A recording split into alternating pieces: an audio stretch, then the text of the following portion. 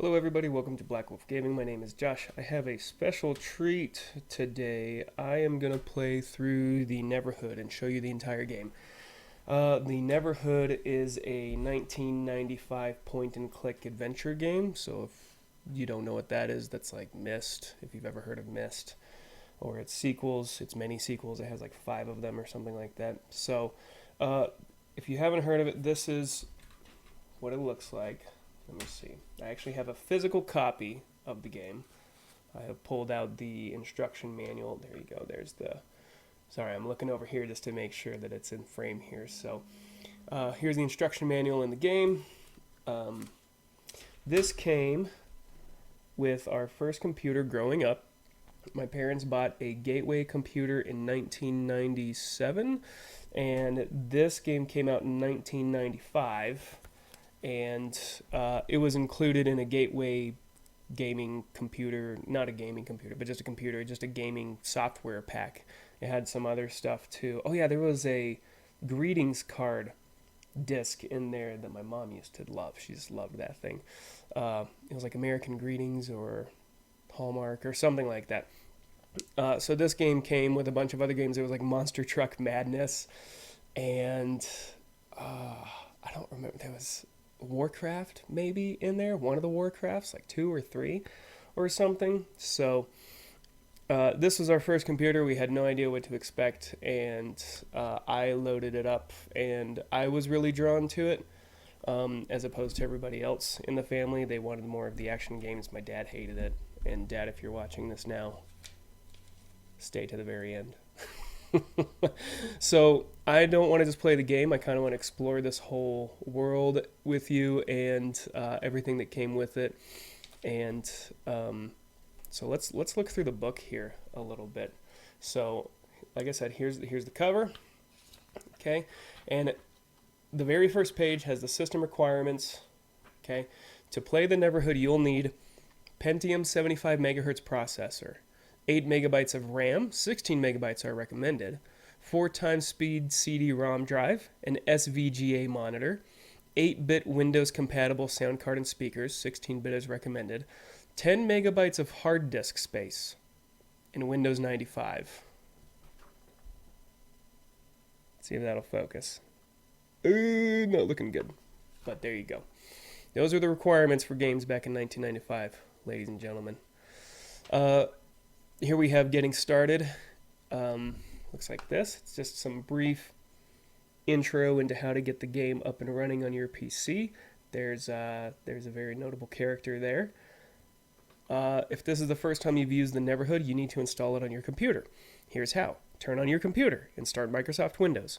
This might have been in the time when people were still running, oh my goodness, MS-DOS. Place the Neverhood disk in the disk caddy if needed, and then insert it into the CD-ROM drive. The Neverhood will start automatically. Just follow the instructions on your screen. Starting the fun. If you just finished installing the Neverhood, click the play button. If you already installed the Neverhood, just insert the disk, yada yada, yada yada. And you know what's interesting is right here, kind of a little hint or a preview or foreshadowing is, will it help if I put some light on this? No, it will not. That's a map of part of the Neverhood there. So, your options at this point, it tells you a little bit about the menu there. Okay, and then how to play the Neverhood. This is Clayman. Oh, it's going to be blurry. But there you go. You're going to see him a little bit better here shortly. Point and click with your mouse to move Clayman. Your clay arrow pointer tells you where you will walk or look if you click the mouse. If an object is collectible and you click it, Clayman will pick it up and carry it in his chest. If you click a puzzle that requires an object that Clayman has stored in his chest, he'll automatically use it. I think we're going to see that coming up. It's important for you to explore everything. Taking notes on areas of interest is always helpful, and in that case, I have my notebook and my trusty USA pen. Since it is almost impossible to die in the Neverhood, feel free to explore without fear of your game ending, unless your boss comes around the corner and busts you for playing this game while soaking up his generous salary. There's only one place where you can die, and it is clearly marked. If you get stuck, Willie Trombone might have a clue for you in one of his letters. You can skip through areas that you have already seen by hitting spacebar on your keyboard. We're going to be doing that a lot. This will help you get around faster. To bring up the options screen during the game, just hit the escape key. Now, here's the most interesting part of this whole book. Okay, this is the very next page, and I'm going to read this to you. This is what serves as the intro to the game. This game has no introduction. As we'll find out, you are literally thrown into the game. So when I was 23 years old, I remember reading about an artifact recovered from a shipwreck off the Florida Keys. The year was 1972. Coral divers had stumbled upon an immense clay tablet of unknown origin. The scientific community unanimously disputed the authenticity of this discovery because although a combination of carbon dating and expert analysis dated the substance at over 2 million years old, it was covered with scrawled modern English vernacular. The discovery was dismissed as a hoax due to the pristine, uneroded state of the engraved lettering, and my colleagues quickly forgot what I now consider to be the greatest archaeological find since the Rosetta Stone. A former associate of mine had kept the huge monolith in his own backyard, calling it his Monkey Shines Monument. There it remained, in perfect condition, until recently, when he invented a test to determine the age of minerals found in hardened sediment. On a whim, he tested his new process on the mystery slab. To his astonishment, he found that the object was not made of clay at all, but of a substance that to this day baffles even the most brilliant chemists. We have assigned scores of scientists, professors, students, and technicians to this task, but to date we have no idea what this object is or where it came from. And that's all in caps. We have no idea what this object is or where it came from. The following is the text that we found on the tablet, no doubt a portion of a larger whole. So it starts with ... ppy. So presumably the word is happy. Happy with about 20 beings in a small neighborhood as a world. With that, he dumped most of his clay, capitalized K, over with just a bit left for his greatly reduced plans.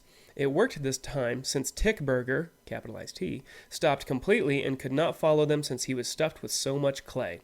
Bill, only one L, continued under Hoborg's guidance, holding the little red-roofed house on his shoulder where Willie and Hoborg could ride and room together. After many years' journey, Hoborg returned and was ready to build the Everhood, a neighborhood that would last forever, so long as nothing went wrong. Dr. Philip Andelman, archaeologist.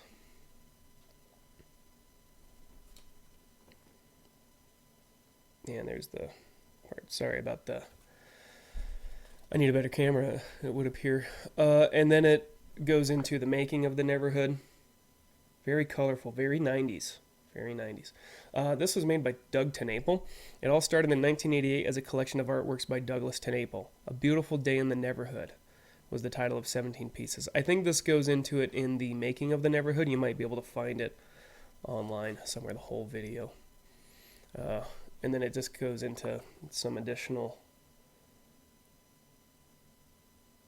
facts there. You can see Clayman is walking there. It shows his whole animation. And so this whole game was made of clay. It's all claymation. Okay, they designed the entire game in storyboard form. By January of 1996, production was well underway. Oh, did I say 95? This might have been 96. When was this copyright? I may have been misspeaking this whole time. 96. Images were shot and dumped into a test game. Many production problems arose in this first test, but the test clearly stated two things. This game can be done, and what a funky game it will be. Visit our webpage, www.neverhood.com. I don't think it's there anymore. And then it shows who the team is.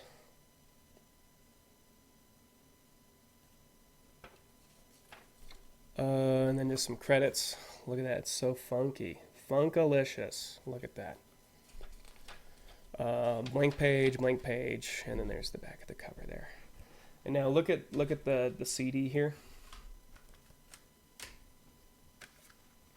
So this came, like I said, in a gateway pack. It was like a binder, small binder, disc-sized CD, compact disc-sized, and had multiple things in it. But I eventually took it out and put it in its own case here. And this is clearly a parody of, who is that? Michelangelo in his, I forget the name. I'm a uncultured swine. I forget the name of that painting. I'll have to look it up. But yeah, that's Clayman in the various forms. Now, this game is impossible to play on, I think, Windows 7 and up. It just loses it completely. It is incapable of installing, incapable of running. So I had to do something interesting, and I wonder if I can show you this. I had to get something called ScumVM, because I have the game files, right? I have access to the game files through the CD. But ScumVM is something where it'll take the data files off, and you can load it up. Let's switch here.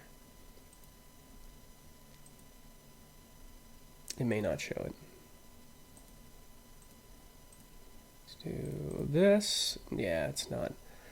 What if I do... Please hold.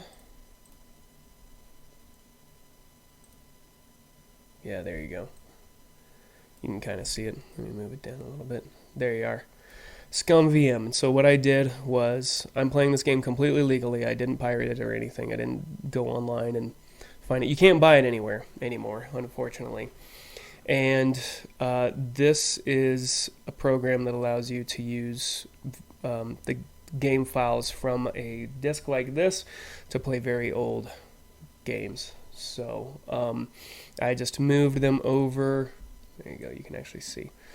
I moved them into their own data file here. You can see I put in ROMs. Look, I have ROMs, but this is not one of them. And that is what I will be using to play the Neverhood today. So with that intro out of the way, let's go ahead and start the game up. Let's turn that off.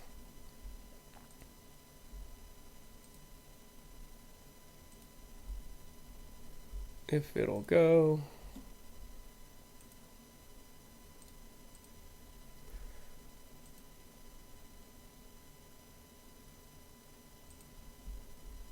I might need to restart it. Yeah, we're going to restart Scum here. I don't know why it's called Scum. I don't know anything about it. I just know that it does what I need it to. There we go. Okay, let's get it quickly, please. Oh, you guys can hear the sounds. You know what? You know what? This is what I'm going to do, because I want you to see the intro there. So I'm just going to do this display capture until I get this working, okay? So we'll start that up. There you go. There's the Neverhood.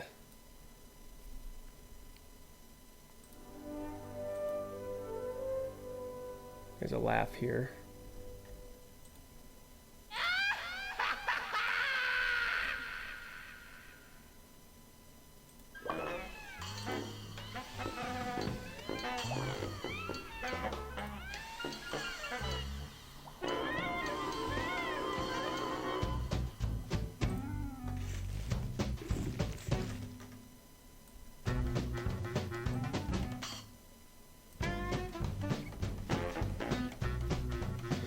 You can tell immediately that the game is a little funky.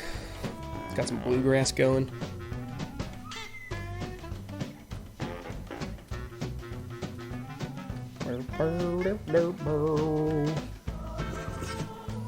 Okay, there's Clayman.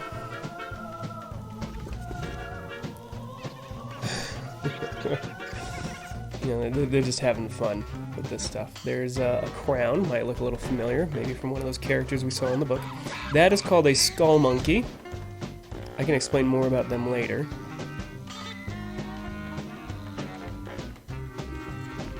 In fact, there is a sequel to the Neverhood that was released on PlayStation called Skull Monkeys. Okay, and the game starts. The game starts.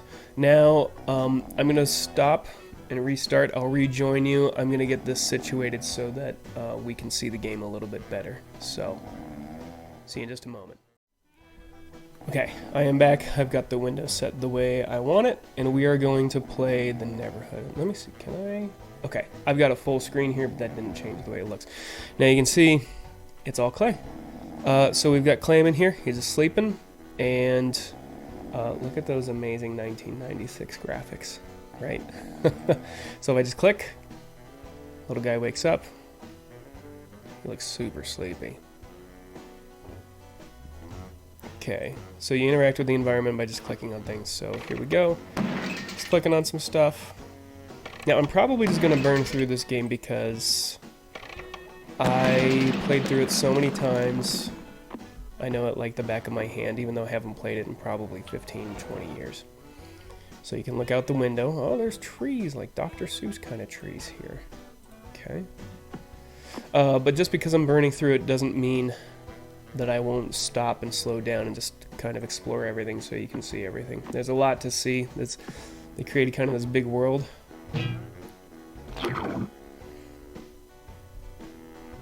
There's a big universe here, and we're going to learn it together. So when it says, well, first of all, oh, I can just click this button and get out of this door. Psych.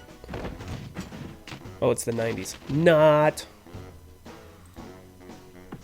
Okay, so let's go downstairs, down this ladder.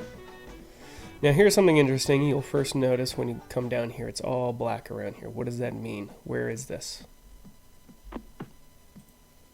Okay, and this is what the instruction manual meant by Willie's letters. Dear Clayman, please feed my pet flytrap. He eats ring food. I do not. Love Willie. So, Clayman can read, apparently. Presumably. Maybe he can't, and it's just for the players. Claymeb. That was clearly a typo. B is next to N, and I don't mean literally. I mean like Willie Trombone made a typo. You may have already won 2 bricks of clay. So this is back in the 90s when you're still getting those letters that sound like late night infomercials. How do you spell Hoborg? Well, I would presume like that. So you can just keep reading those, and the first one always gives you a hint where to go next in the game. The rest are just jokes. So he gave us a hint. My pet flytrap eats ring food. So if you come over here and click one of these rings, you'll find that one of them opens the door. But how do we get out? Well, let's go over here. Let's push this little guy. Part of the exploratory nature of the game is learning what objects you can interact with. And that just takes some experimentation. I remember being stuck on this level when I was a kid because I was just a dumb kid. I had no idea how to get through it. Now I did that for a reason. I don't know if it matters. Now it switches, and I can get into that reason later. I don't know if it actually works quite yet. Now it switches to this first person mode here, and you can just click to walk. You can also look around. Look at these heavily pixelated graphics. Scum VM is performing very well. So there's a door there. Okay, that's where we just came from. That's called the nursery right there. That's what that is. There's a cave there. This is called the Teapot House? I can't remember exactly. So let's go over here. Here's where a lot of things will not make sense, but I will help them make sense. Okay, there's a disc here. We're going to pick it up. This will come in handy later.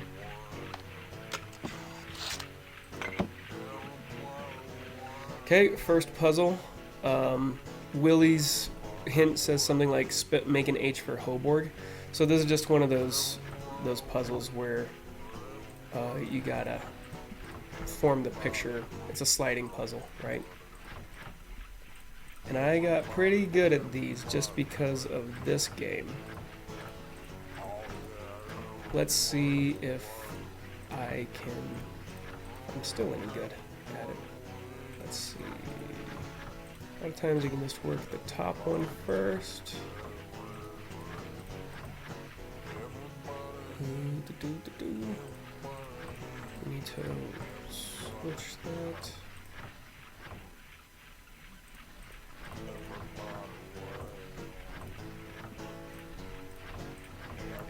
Forgive me, I am concentrating. Yeah, oh, there. Been a little while, guys. I need him there. There we go. There's the right side. Now we just need the left side.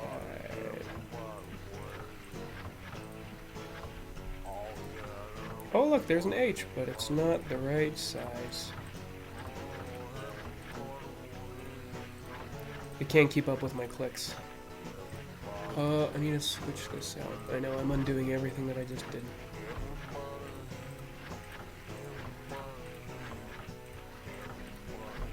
So I need this on...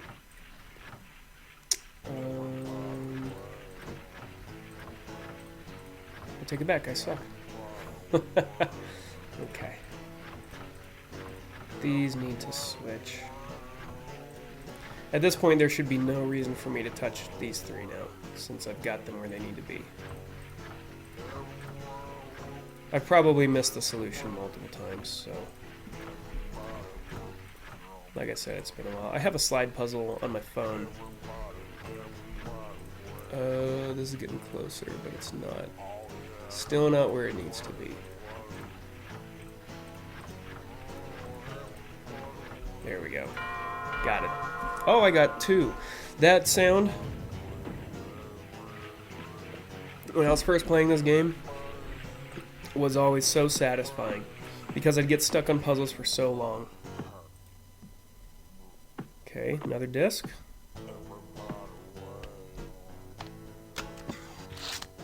Okay, and you probably noticed by now the music is super funky, so I'm going to take a moment, tell you a little bit about the music, which was composed by Terry S. Taylor. Yes, I have the soundtrack.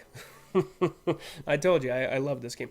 Now, this soundtrack isn't the soundtrack just to the Neverhood. It's also got, what is it, Skull Monkeys, with a sequel. And it sounds like the Neverhood group, which made the Neverhood, also made a third game called Moonbots, and Terry S. Taylor did the music for that as well. And the fun thing about this is, so obviously it's got... You didn't see that, but Clayman just like waved. It's got the track listing there. But the fun thing... Oh, and this is what the disc looks like. Okay, and then I think it opens... I should be careful. Oh, yeah. So there's Skull Monkeys and Boombots. But if you open this up, there's more artwork. Bod diddly diddly cuddly up. The fun thing here, okay, it has lyrics. Oh wait, here goes Clayman.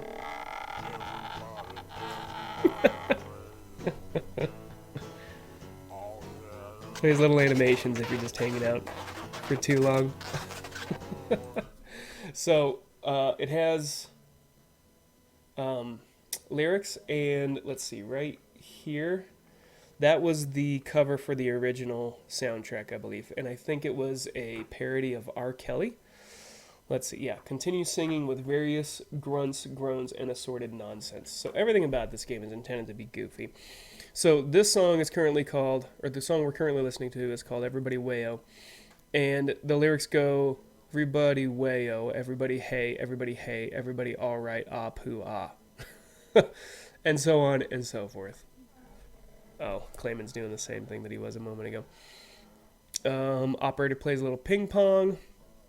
Yeah. So, oh, and then it tells a little bit. There's something written by Jonathan T. Feeble on September 2000. Jeez, guys, pre-9/11.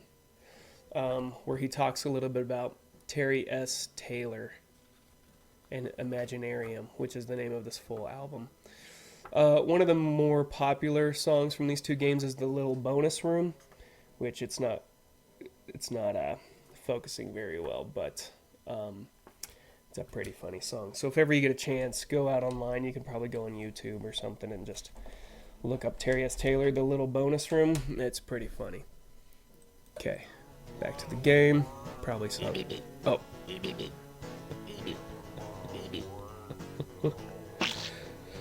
So there's a little hint. Clayman can remove his head and survive. Now if I click on this, He is going to, as stated in the game's instruction manual, he will remove those and use them for the puzzle. So we've got 2 discs, they filled them. There are 2, 4, 6, 8, 10, 12, 14, 16, 18, 20 discs total. Hello. Me Willie trombone. The voice acting was done by the people who made the game. These discs tell a story. Story about good. Story about bad. These discs are all that are left of the true story. True story of the closing of the Third Age. Willie knows that once you know this truth, then you know what to do. Listen, I tell you. So obviously the game is very interested in setting up a story that you don't know the whole thing. Isn't that ridiculous? Just ridiculous. That was Willie Trombone. We're going to learn more about him later. Okay. That button hits the lights. There's a button here. Now, normally you wouldn't know to do this, but I know what I'm doing. And here's our first clue. And we're not going to use it for a very long time. But let's write it down. So 4 little lines, and then a something. I think I got that. And then like a swirly Q. There. I don't know. How did I do? Oh, I guess you can't see that. Please hold. Does that look like it? Man, this thing is not focusing. I needed one of those Ultra 4K video cameras, webcams. Okay, we're going to go back up. He's apparently on a little platform. Let's go back and turn the lights on and see what this room is all about.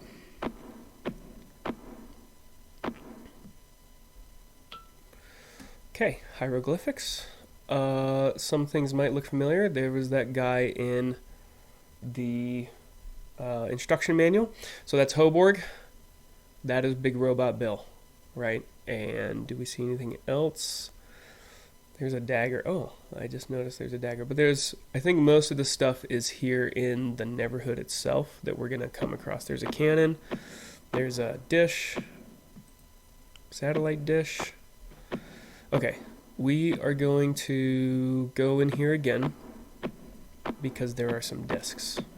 Go on down. It's just down a little elevator. There's one disc. Oh, and there is another puzzle in here, but we can't solve it yet. We're going to push this button. It's one of the foghorn buttons. We need to push 3. They'll come up later. Let's go ahead and pull this. Whoa, that was weird.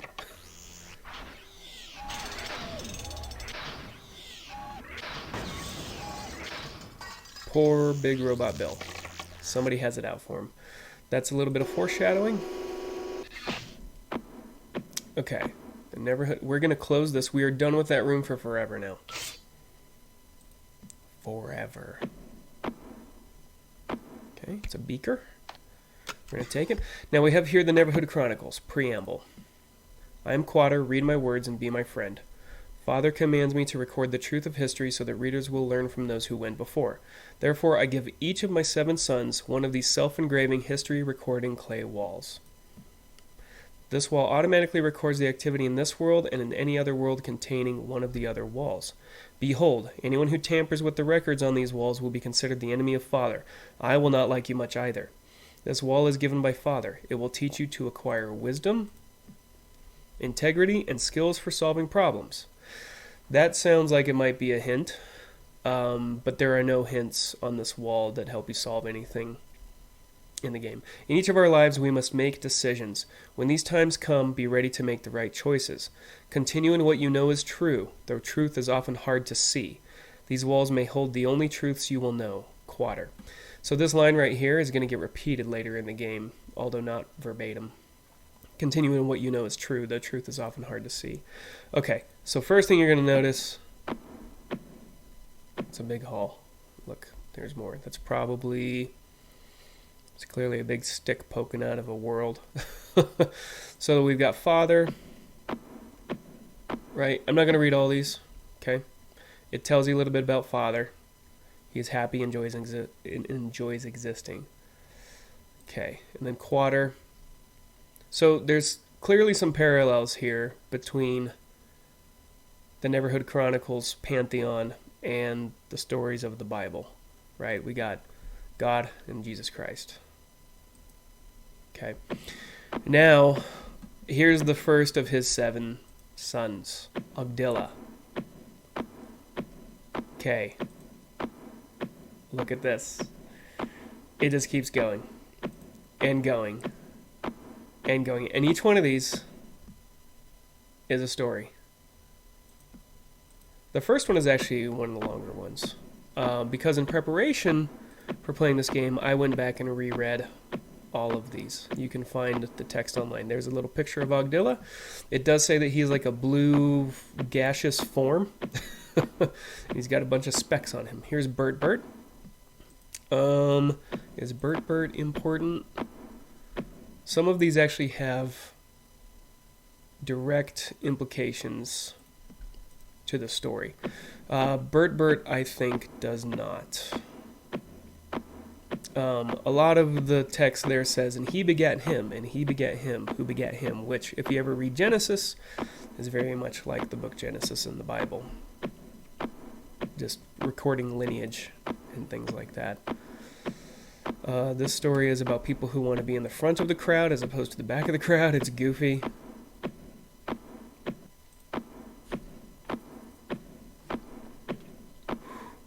So much walking. There's Bert Bert. He's missing a hand, apparently. Okay, next is Numeron. There's a story in here about 2 kingdoms that become pretty evil, sort of mirroring Sodom and Gomorrah. But then it goes into Numeron has one of the kings in there make a big tree house because he's going to make a giant explosion. Apparently Numeron doesn't get his own picture. Here's Ottoborg. Ottoborg comes into play a little bit. He was happy and full of joy. He researched robots, and there we go. The robots' names were Appy, Togor, and Bill, the ones that he created. Recognize that name. There's Bill. Okay, and then he made 7 boys. The names were Hypen Newman, Petri Alfonso, Willie Trombone, sounds familiar, Allo Al. Now, Allo Al, his story is actually told 2 times. Once in Ogdilla, he's a giant that shows up on top of Ogdilla. Then the Specks of Rylanate and the Specks of Rod try to interact with them and get him to kill their enemies, the other Specks. And then he disappears. He jumps away and he gets crushed by a boulder or something. So Willie's father is Ottoborg. So kind of comes into play there. Okay, and you can see it tells the stories of his 7 sons. The last line in this one's actually pretty funny. It doesn't even really go into 7 sons. What's interesting about most of these stories is that they don't talk about the god themselves. They just talk about, look how happy he is. Here's the story of the last one. Ed's chunk just spun in place forever. That's poor Ed. So look at that face. Keep it in mind. It's going to show up later. Homan. Does this one go on about the Yints? I feel like this is Yints. Y-N-T-S. They're bugs. And they actually, Higigoplasty is the name of a Yint. There's blue Ints and white Ints, and they fight or something, and he looks like a goober. But we're going to see him later, too, I think, as a statue. Hoborg. This one is the most important, because Hoborg means big heart, not because of that. But Hoborg sets out to find the best clay in the entire universe. Now, this whole universe is constructed fairly weirdly, because we're going to find out that the Neverhood is just spinning not spinning, but it's just floating out in outer space where there are no stars or anything. Oh yeah, there's a big giant picture of him handing a teddy bear to Big Robot Bill, so that comes in play. So here at the end of this one, Hoborg decided that he would have to be happy with about 20 beings in a small neighborhood as a world. With that, he dumped most of his clay over. Does this sound familiar? It worked since Tickburger could not continue because he was filled with clay. Bill continued under Hoborg's guidance and was ready to build the Everhood, a neighborhood that would last forever so long as nothing went wrong. So this is the chunk of clay that was described in the game's instruction manual. Somehow, at some point in the future, 2 millennia later or something, this gets broken off and ends up in the Florida Keys, suggesting that the Neverhood and its universe exists somehow within our universe. Arvin, I think this is the last one, and he built a lot of planets, one of which is Idznak, in which skull monkeys live on, and so he describes the skull monkeys and how much they think they're ugly, and that's about it for Arvin. There's a bunch of other ones. There's some philosophy about the door to the other side, which can get kind of funny, but by the time you get here, you're tired of reading all of this. There he is, and there's an arrow here to this, and these are all needed. These are all completely necessary. There is no replay value in the Neverhood. Every single thing must be completed in order to win the game. This is actually a window seeing the very end of the game. This is a bridge over to a castle, which we have not seen yet. So we will see that later. Okay, I'm not going to talk while doing this part, just walking back. It's a long walk back, so I'm just going to speed this part up.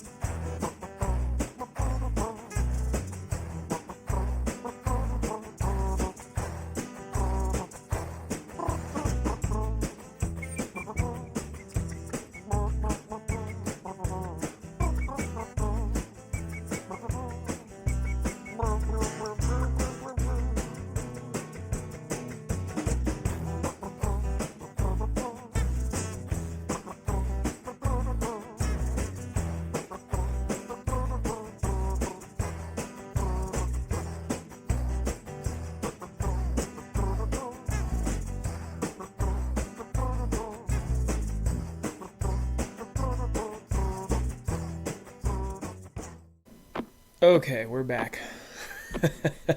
It's a long walk, and I remember as a kid thinking, oh my god, does this ever end? I gave up multiple times trying to go to the end, but I'm an adult now, and I have patience. Hi, Aries. You want to come on in? Kitty cat wants my attention. So I left these spikes over for a reason. Can you get out of my light, bud? And I will show you that reason later. So, as you probably saw, I was able to send a text message to my wife and read one from my little brother while I was doing that. Thanks, Aries, for blocking my light. Okay, I think we are actually done with this area for forever now. So let's get on out. Come on, bud. He wants my lap. You can come onto my lap. And everybody, I'm going to go get some coffee real quick. So it is nice and early in the morning. So we're going to save our game. Oh, look at this. This is the... That's cool. This is Scrum VM's menu on it. So that's interesting. Let's go ahead and just use it. Let's use it. It's fine. Aries, you just sat on my lap, and I'm going to go get some coffee. Okay, we'll be right back.